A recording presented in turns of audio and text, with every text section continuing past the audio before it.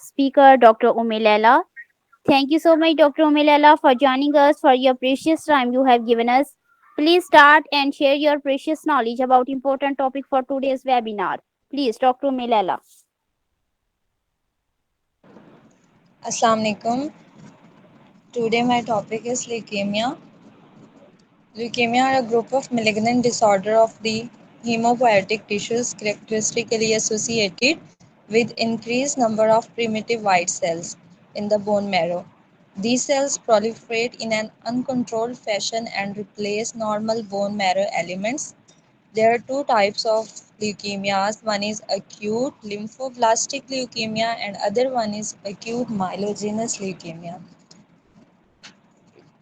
And chronic leukemia comes in chronic lymphocytic leukemia and chronic myeloid leukemia. Terms acute and chronic refers to the clinical behavior of the disease. In acute leukemia, the history is usually brief and life expectancy without treatment is short. In chronic leukemias, the patient has been unwell for years and survival is long. Not all leukemias associated with an increased leukocyte count or even appearance of abnormal cells in the blood. Someone is this term is used like subleukemic leukemia used when the leukocyte count is within or below the normal limits, but abnormal cells are seen in the blood. In case of aleukemic leukemia, used when there are no abnormal cells to be seen in the blood and the leukocyte count is normal or subnormal. The diagnosis is made from the bone marrow therapy.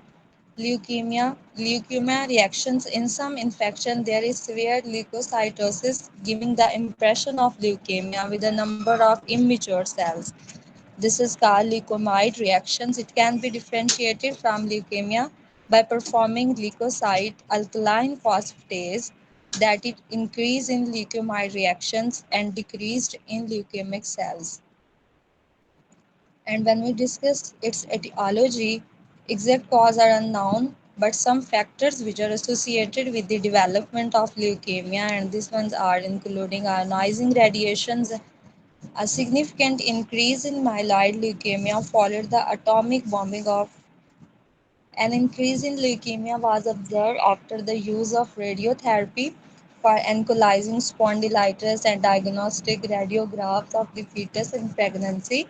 Cytotoxic drugs, these particularly alkylating agents, may induce myeloid leukemia usually after a latent period of several years.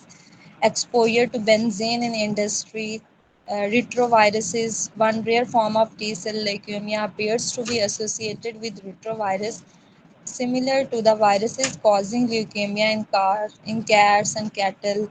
Genetic factors are also increase the risk of leukemia. In the identical twins of patients with leukemia, increased incidence occur in Down syndrome and other genetic disorders.